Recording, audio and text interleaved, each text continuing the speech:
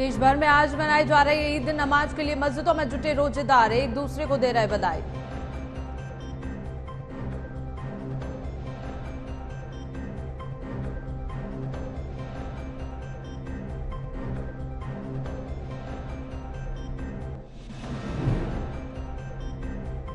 निकाय चुनाव के दूसरे चरण की बीजेपी की तैयारी तेज। कोर कमेटी की आज बैठक करेगी बीजेपी, प्रत्याशियों पर होगी चर्चा।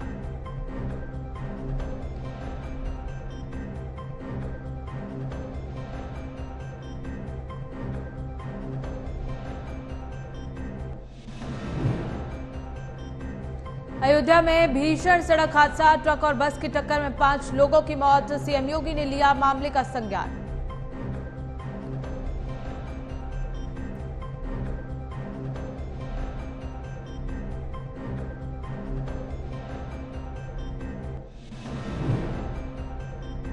गर्मी ने बढ़ाई टेंशन, लोगों को झेलनी पड़ रही है धूप की मार। 25 डिग्री तक पहुंचा पारा।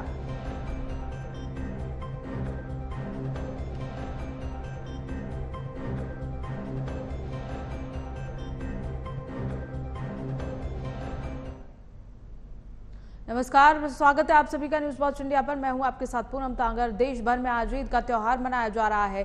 बता दें कि दिल्ली समेत देश के कई हिस्सों में शुक्रवार शाम ईद उल फितर के चांद के दीदार हो गए हैं और उसके बाद आज सुबह ईद की नमाज के साथ ही मुस्लिम भाइयों ने एक दूसरे को ईद की मुबारकबाद दी। वहीं यूपी में भी ईद का त्योहार बड़े ही धूमधाम के साथ मनाया जा रहा है, जहां पर लोग एक दूसरे से गले मिलकर ईद की बधाई दे रहे हैं।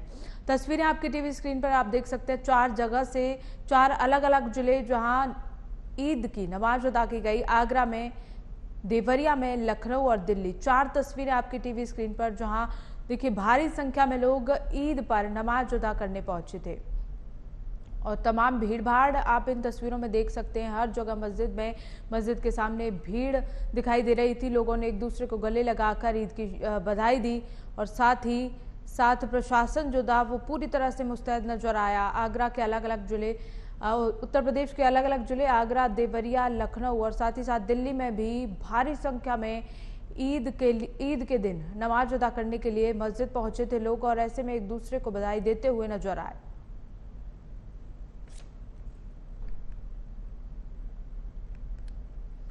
ज्यादा जानकारी के साथ हमारे सहयोगी सिद्धार्थ हमारे साथ जुड़ गए हैं। आइए उनसे जान लेते हैं। सिद्धार्थ, आज ईद के मौके पर जगह जगह नमाज अदा की जा रही है और इससे लेकर प्रशासन की ओर से क्या कुछ तैयारियां हैं?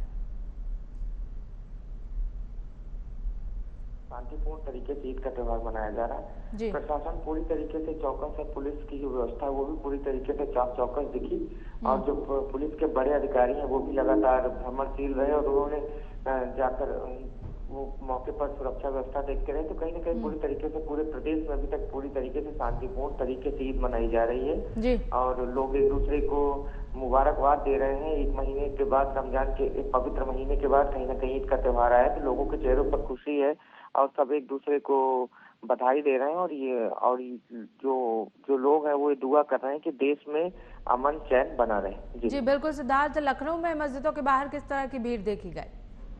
जी बिल्कुल, लखनऊ में आपको बता दें, लखनऊ में ईद का हमेशा महत्व रहता है और यहाँ जो गंगा जमुनी तहजीब है वो आपको दिखती है, उस संस्कृत की एक झलक आपको दिखती है। हिंदू भाइयों ने भी मुसलमान भाइयों को कहीं ना कहीं ईद की मुबारकबाद दी। तो कहीं ना कहीं लखनऊ अपने आप में इसलिए जाना जाता है, सभी धर्मों का यहाँ सम्मान होता है। तो इसी के तहत आज हिंदू ये खास रहा यहाँ पर कि खासकर हिंदू भाई भी अपने जो मुसलमान भाई थे उनके घर जा रहे हैं और एक दूसरे को बधाई दे रहे हैं। जी बिल्कुल सिद्धार्थ, अब उत्तर प्रदेश में अगर बात करें तो कोरोना भी लगातार अपने पैर पसार रहा है, इसे लेकर क्या कुछ गाइडलाइंस प्रशासन की ओर से जारी की गई थी? जी बिल्कुल, आपको बता दें कि ऐसा तो जो गाइडलाइन जारी की गई लेकिन कहीं ना कहीं कुछ ऐसा दिख नहीं रहा है। चाहे आप विजुअल्स देख लीजिए, चाहे कोई इस कोरोना की गाइडलाइन की कोई पालन नहीं हो रहा है जमीनी रूप पर। तो कहीं ना कहीं लोग बेपरवाह बने और त्योहारों में भी उसको देख रहे हैं। बाजारों में जो भीड़ दिखी थी या जो आज भीड़ दिख रही है उसमें कहीं ना कहीं कोई कोरोना को लेकर कोई ऐसा कुछ नहीं है कि लोग खुद आम जनमानस जो है वो जागरूक हो और कोरोना गाइडलाइन का पालन करे। तो लेकिन कहीं ना कहीं ये काफी खतरनाक है। जिस तरीके से एक्सपर्ट्स बता रहे हैं कि आने वाले समय में कोरोना के बढ़ने की संभावना है, लेकिन कहीं ना कहीं प्रशासन ने गाइडलाइन तो जरूर जारी की थी, लेकिन कोई जमीनी स्तर पर कोई मानने को नहीं तैयार है। तो ये कहीं ना कहीं चूक दिखी है त्योहार। बिल्कुल। सिद्धार्थ, मस्जिदों के बाहर लोगों की क्या प्रतिक्रिया रही ईद को लेकर, किस तरह वो ईद मना रहे हैं? देखिए, बिल्कुल ईद को लेकर ये सब एक दूसरे को बधाई दे रहे हैं, और एक महीने बाद, रमजान के एक पवित्र महीने के बाद कहीं ना कहीं ये त्योहार आया है। लोग एक दूसरे को बधाई दे रहे हैं और ये दुआ कर रहे हैं कि अमन चैन देश में बना रहे और शांति बनी रहे। और जिस तरीके से लोग एक दूसरे के जिस तरीके से त्योहार मनाते हैं, तो खासकर लखनऊ की बात कर लें, ये हमेशा इस तहजीब से जाना जाता है। त्योहार किसी का हो, हिंदू भाइयों का हो या मुसलमान भाइयों को, सब मिलजुल कर मनाते हैं। तो कहीं ना कहीं एक हिसाब एक तरीके से लखनऊ एक अलग तरीके से ही जाना जाता है अपनी तहजीब के लिए। उस तहजीब की झलक आज त्योहार में भी दिख रही है। जी चलिए सिद्धार्थ, बहुत बहुत शुक्रिया हमारे साथ जुड़ने के लिए। और इसी खबर पर ज्यादा जानकारी के साथ आगरा से हमारे सहयोगी शिशुपाल जुड़ गए हैं, आइए उनसे जान लेते हैं। शिशुपाल, आगरा में भी लोग ईद के मौके पर नमाज अदा करने के लिए मस्जिदों के बाहर जुटे, क्या कुछ सुरक्षा व्यवस्था के इंतजाम यहाँ प्रशासन की ओर से दिखाई दिए? जी मैं आपको बताऊं, ताजनगरी आगरा में बड़ी कड़ी सुरक्षा के बीच ईद की नमाज अदा की। ताजमहल और कई ईदगाह मस्जिदों सहित लोगों को नमाज अदा की। कड़ी सुरक्षा के व्यवस्था के इंतजाम रहे। पुलिस कमिश्नर प्रीतम सिंह और आगरा डीएम नवनीत चहल मौके पर मौजूद है और लोगों को एक दूसरे को गले मिलकर और ईद की शुभकामनाएं दी। जी बिल्कुल शिशुपाल, लगातार कोरोना भी बढ़ रहा है, ऐसे में क्या कुछ गाइडलाइंस जारी की गई है और क्या उनका पालन करते हुए लोग यहाँ दिखाई दिए? अभी ईद की तो जो ईद की ताजमहल में और जो की गई है नमाज, मुसलमान लोग एक दूसरे के गले मिलकर चमन किया, लेकिन कोरोना की गाइडलाइन का अभी कोई पालन नहीं किया गया। जी, क्या कुछ प्रतिक्रियाएं रही ईद को लेकर लोगों की?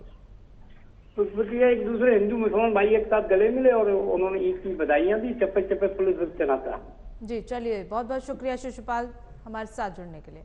तो वहीं प्रधानमंत्री मोदी 24 और 25 अप्रैल को मध्य प्रदेश, केरल, दादरा और नागर हवेली के साथ दमन और द्वीप का दौरा करेंगे, जहां प्रधानमंत्री मोदी 24 अप्रैल को मध्य प्रदेश के रीवा में राष्ट्रीय पंचायती राज दिवस के अवसर पर एक कार्यक्रम में भी भाग लेंगे। इस दौरान प्रधानमंत्री मोदी करीब 19,000 करोड़ रुपए की लागत वाली परियोजनाओं की आधारशिला भी रखेंगे। वहीं 25 अप्रैल को प्रधानमंत्री मोदी तिरुवनंतपुरम सेंट्रल में वंदे भारत एक्सप्रेस को हरी झंडी दिखाएंगे और 3,200 करोड़ रुपए से ज्यादा की विकास परियोजनाओं की आधारशिला भी रखेंगे।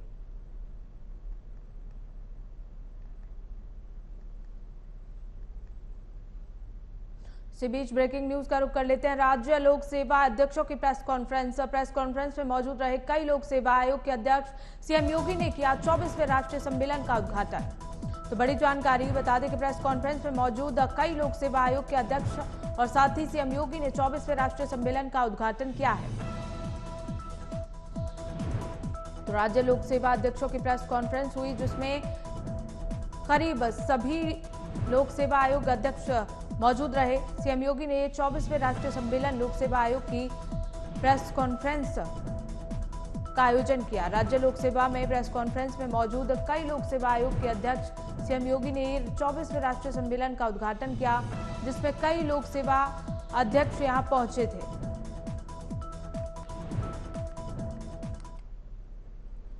तो वही खबर अमरोहा से सामने आ रही है, जहां बीजेपी के प्रदेश प्रवक्ता राकेश त्रिपाठी अमरोहा के सैदन गली पहुंचे, जहां उन्होंने आगामी 4 अप्रैल को होने वाले निकाय चुनाव के मतदान को लेकर पत्रकार वार्ता की।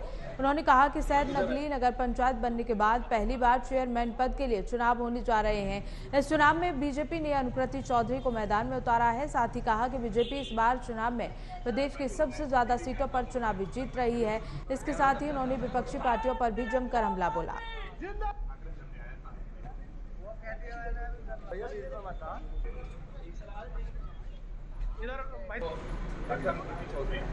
आपको वोट मांग रहा है, देना नहीं। 16 में से 14 नगर में हम पिछली बार हमने जीते थे। अधिकतम 50% से ज्यादा नगर पालिकाएं हमने जीती थी। नगर पंचायतों में परफॉर्मेंस हमारी बाकी दलों की तुलना में सबसे बेहतर थी, लेकिन हम प्रयास ये कर रहे हैं कि इस बार सबसे ज्यादा नगर पंचायतों में भी भारतीय जनता पार्टी विजय हासिल करके आए, भारतीय जनता पार्टी जीत के आए। और इसके पीछे हमने कहा कि कार्यकर्ताओं का हमारा परिश्रम और हमारे डबल इंजन की सरकार का दम, हमें पूरा भरोसा है। स्टार जो होगा वही तो स्टार प्रचारक बनेगा। अब अखिलेश यादव जी के साथ संकट है कि कर्नाटक में उनको कोई पहचानता नहीं है। कर्नाटक का चुनाव हो रहा है तो अखिलेश यादव जी को कौन स्टार प्रचारक मानेगा? साइकिल का सिंबल उनका वहां कोई पहचानता नहीं है। इस हताशा में है। बेहतर होता कि वो अपने पिताजी की पार्टी को मेहनत करके आगे बढ़ाते, लेकिन वो पिताजी की विरासत को लगातार डुबाने का काम कर रहे हैं। चलिए खबरों में आगे बढ़ेंगे। खबर यूपी के मथुरा से है, जहां निकाय चुनाव में नगर निगम का मतदान इलेक्ट्रॉनिक वोटिंग मशीन यानी एमएस से किया जाएगा, जबकि नगर पालिका कोसी कला और 13 नगर पंचायतों के मतदान बैलेट पेपर से किए जाएंगे। नगरीय निकाय मतदाता सूची के अनुसार मथुरा, वृंदावन, नगर निगम, कोसी नगर पालिका और 12 नगर पंचायतों में कुल 9,55,651 मतदाता हैं। नगर निगम मथुरा वृंदावन में 7,21,942 मतदाता हैं और साथ ही साथ 181 मतदान केंद्र और 666 मतदेय स्थल हैं। इनके लिए 666 ईवीएम की जरूरत पड़ेगी, जबकि कोसी कला में 4,09,978 मतदाता हैं, 15 मतदान केंद्र और 44 मतदेय स्थल हैं। यहाँ 24 बैलेट बॉक्स लगाए जाएंगे।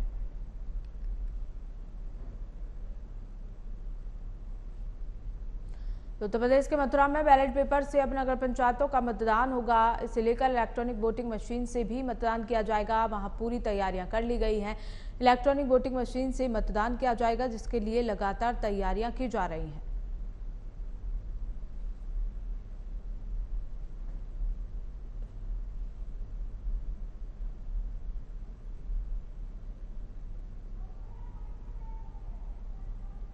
तो उत्तर प्रदेश के मथुरा में बैलेट पेपर से नगर पंचायतों के मतदान होंगे। इलेक्ट्रॉनिक वोटिंग मशीन से भी मतदान किया जाएगा, जिसके लिए जगह जगह तैयारी की जा रही है। लगातार जितनी मशीन्स की ज़रूरत पड़ेगी उसके लिए भी इंतज़ाम किए जा रहे हैं। बता दें कि 24 मतदेय स्थल पर यहाँ 24 बैलेट बॉक्स लगाए जाएंगे, जिसमें मथुरा वृंदावन में इसकी पूरी तैयारियां कर ली गई है। कोसी कला में 4,09,978 मतदाता हैं और साथ ही साथ 15 मतदान केंद्र उनके लिए बनाए जाएंगे। तो वहीं 44 मतदेय स्थल भी बनाए जाएंगे। यहाँ 44 बैलेट बॉक्स भी लगाए जाएंगे। तो उत्तर प्रदेश की मथुरा में लगातार मतदान को लेकर तैयारियां की जा रही हैं। इसे लेकर इलेक्ट्रॉनिक मशीन मंगाई जा रही हैं, जिनसे वोटिंग होगी।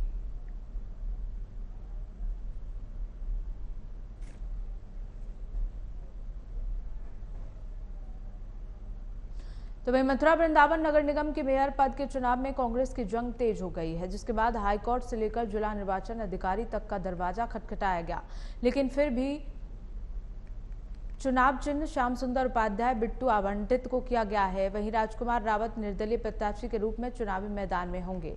हाईकोर्ट के आदेश के बाद रिटर्निंग ऑफिसर ने एक बार फिर कांग्रेस के पंजे चुनाव चिन्ह को लेकर राजकुमार रावत और श्याम सुंदर उपाध्याय बिट्टू की दलीलें सुनी गई। दोनों ओर से करीब 2 घंटे तक बहस हुई। उसके बाद रिटर्निंग ऑफिसर ने अपना फैसला सुरक्षित रखा। वहीं शाम को 4 बजे रिटर्निंग ऑफिसर ने अपना फैसला सुनाया। इस फैसले में श्याम सुंदर उपाध्याय को कांग्रेस का प्रत्याशी मानकर पंजा चुनाव चिन्ह प्रदान किया गया।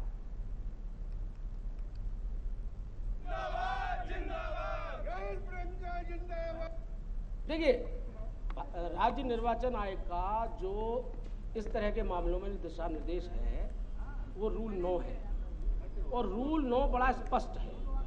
रूल 9 में ये है कि यदि किसी भी राजनीतिक दल के द्वारा 2 सिंबल जारी कर दिए गए हों तो उन दोनों सिंबलों के बाद कोई कैंसिलेशन जारी ना किया गया हो, तो ऐसी स्थिति में जिस अभ्यर्थी द्वारा, जिस व्यक्ति के द्वारा पहले नॉमिनेशन किया गया हो, वही उस राजनीतिक दल का वास्तविक उम्मीदवार कहलाएगा। यूपी के फिरोजाबाद जिले के शिकोहाबाद नगर में बनी कॉलोनी में जल भराव की समस्या से परेशान लोगों ने मतदान के बहिष्कार की घोषणा कर दी है। इन लोगों का कहना है कि इस जल भराव से बच्चों को स्कूल जाने में काफी दिक्कतें होती हैं। बच्चों को काफी गंदे पानी से निकलकर जाना पड़ता है। जो लोग सुबह स्नान कर मंदिर के लिए जाते हैं, उन्हें भी इस नाली के पानी को पार करके जाना पड़ता है। वहीं कई बार इसकी शिकायत करने पर भी अभी तक इस मामले में कोई सुनवाई नहीं हुई है, जिसके बाद अब यहां के लोगों ने चुनाव में मतदान का बहिष्कार करने का निर्णय ले लिया है। मामला उत्तर प्रदेश के फिरोजाबाद का है, जहां देखिए किस तरह से सड़कों पर पानी भरा हुआ है। गलियों में ऐसे पानी भरने की वजह से लोग आने जाने में लोगों को परेशानियों का सामना करना पड़ता है। इसकी वजह से लोग अब मतदान करने से इनकार कर रहे हैं। लोगों का कहना है कि अगर इसी तरह से हमारी समस्या का कोई समाधान नहीं होता है तो हम मतदान नहीं करेंगे। उन्होंने पूर्ण रूप से मतदान का बहिष्कार कर दिया है। तस्वीरें उत्तर प्रदेश के फिरोजाबाद की हैं, जहां घरों के सामने बुरी तरह से सड़कें तालाब बनी हुई हैं, जिसकी वजह से छोटे छोटे बच्चों को स्कूल जाने में परेशानी होती है। साथ ही जो लोग मंदिर जाते हैं पूजा करने के लिए, उन्हें भी काफ़ी दिक्कतों का सामना करना पड़ता है। इससे नाराज लोगों ने अब मतदान करने से इनकार कर दिया है। गंदे पानी से होकर गुजर रहे लोगों को काफ़ी दिक्कतें यहाँ आती हैं। मतदान बहिष्कार का निर्णय लेते हुए लोगों ने नाराजगी जाहिर की है।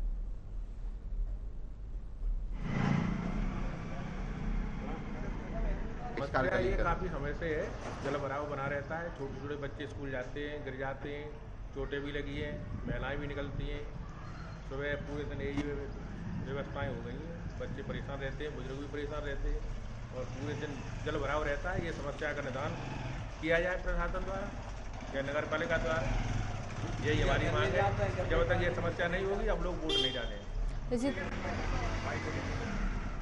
तो उत्तर प्रदेश के फिरोजाबाद में गंदे पानी की वजह से लोग अब मतदान बहिष्कार का निर्णय ले चुके हैं। लोगों का कहना है कि हमारी शिकायत जो है वो कई महीनों से की जा रही है, लेकिन अभी तक इसका कोई निदान नहीं निकला है। इसके चलते मतदान अब लोग यहाँ के नहीं करेंगे। उनका कहना है कि हम वोट देते हैं लेकिन हमारी समस्याएं नहीं सुनी जाती हैं, जिससे लेकर नाराजगी जताई है लोगों ने और अब वोट देने से इनकार कर दिया है।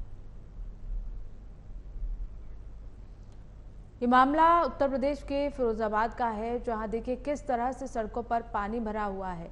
लोग इसकी शिकायत कई बार कर चुके हैं प्रशासन से, लेकिन अब तक कोई हल नहीं निकला, जिसको लेकर लोग परेशान हैं और लगातार गंदे पानी से होकर गुजरने के लिए मजबूर हो गए हैं। यहाँ से जो बच्चे स्कूल जाते हैं उनको भी काफ़ी दिक्कतों का सामना करना पड़ता है। इसे लेकर मतदान बहिष्कार का निर्णय ले लिया है यहाँ के लोगों ने। लोगों का कहना है कि अगर हमारी समस्या का निदान नहीं होता है तो हम वोट नहीं डालने जाएंगे। साथ ही साथ नाराजगी भी लोगों में साफ देखने को मिली।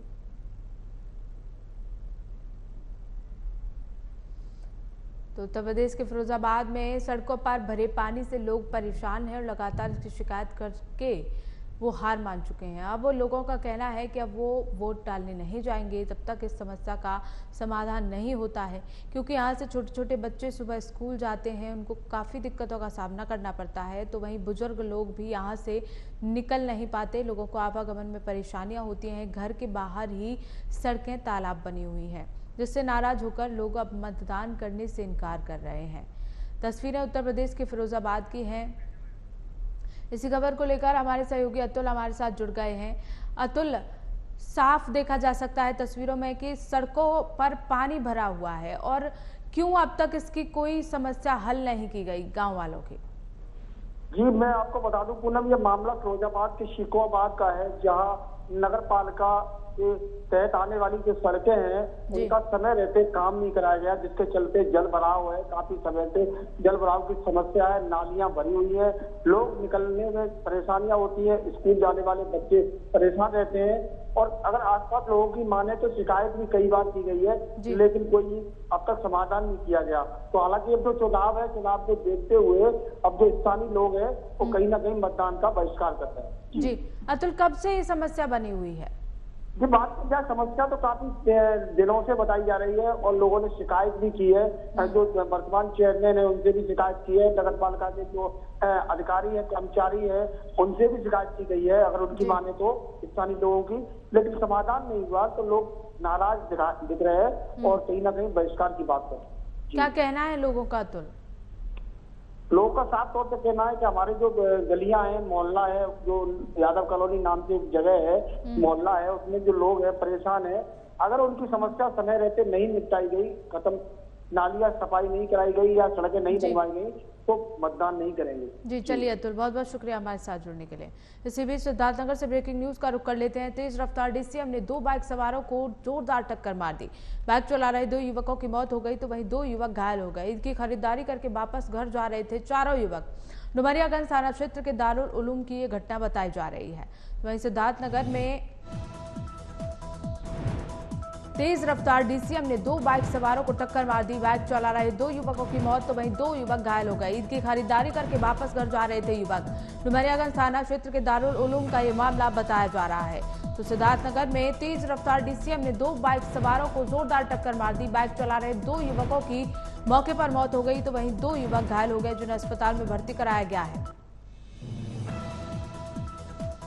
बता दें कि ईद का सामान खरीदकर ये युवक अपने घर वापस जा रहे थे। इसी बीच जोरदार टक्कर हो गई, जिसमें 2 बाइक सवार युवकों की मौके पर मौत हो गई तो वहीं 2 पीछे बैठे युवक घायल हो गए, जिन्हें अस्पताल में भर्ती कराया गया है। मामला सिद्धार्थनगर का है।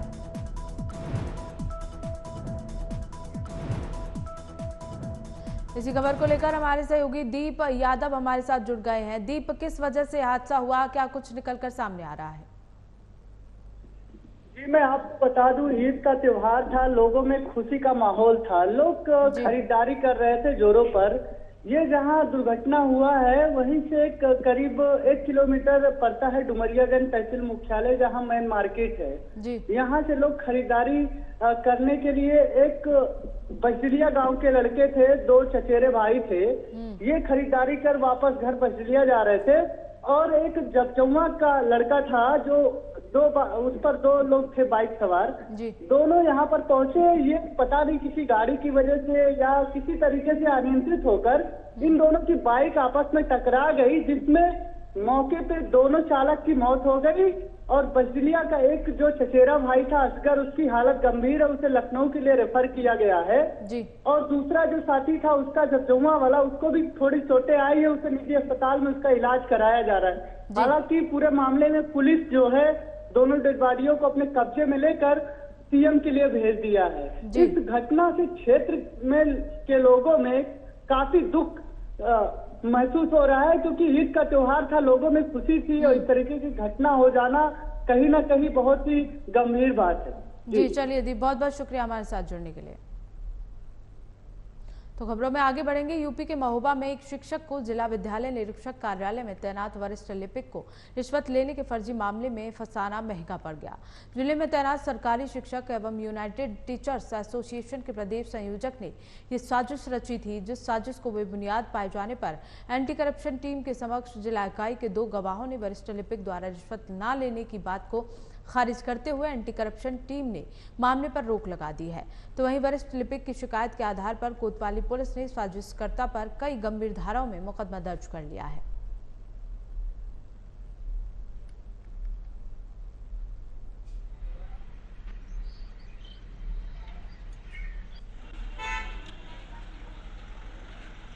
कल परसों तो मैं हाई कोर्ट गया था, तो कल चूँकि एक केस लगा हुआ था काउंटर लगाने के लिए, और जब मैं वहाँ से वापस आया शाम को 5 बजे के करीब, 5 क्या 5:30 बज गया होगा, तो यहाँ देखा कि यहाँ बहुत भीड़ लगी। तो मैंने पूछा कि क्या बात हो गया, तो लोगों ने बताया कि एंटी करप्शन टीम यहाँ आई थी और हमारे जो कार्यालय सहायक हैं पुष्पेंद्र मिश्रा जी को फर्जी तरीके से इनके ऊपर आरोप लगा के इनके जेब में पैसा डालने का प्रयास किए और इन्होंने पैसा मतलब वो हाथ मारे और वो पैसा इन सबका नीचे फर्श में गिर गया।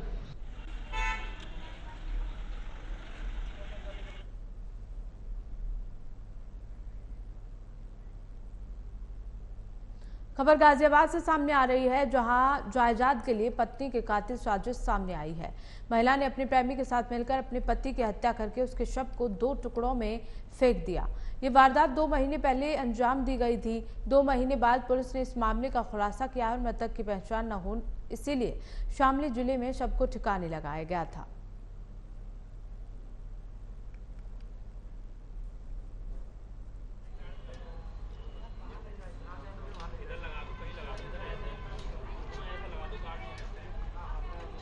ये जो हत्या करने के पीछे मुख्य मोटिव लग रहा है और जो ट्रिगर पॉइंट है उसमें ये है कि राजेश गर्ग की दूसरी शादी थी और ये एक प्रॉपर्टी खरीदने वाला था और वो प्रॉपर्टी वो अपनी पहली शादी से जो बेटी थी उसके नाम पे ले रहा था, लेकिन इस महिला को वो चीज़ें नागवार गुजरी।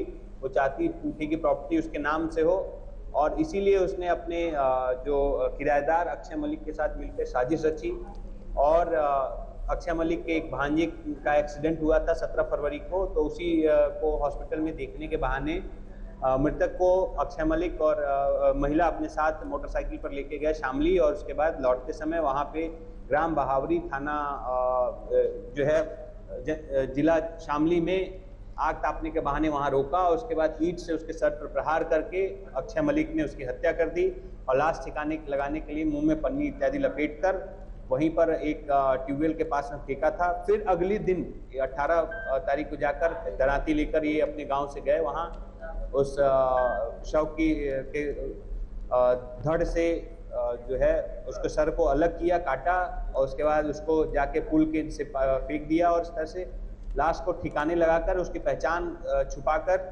इन्होंने ये घटना कारित की। बाद में साजिशन। खबरों में इतना ही, देखते रहिए न्यूज़ वॉच इंडिया।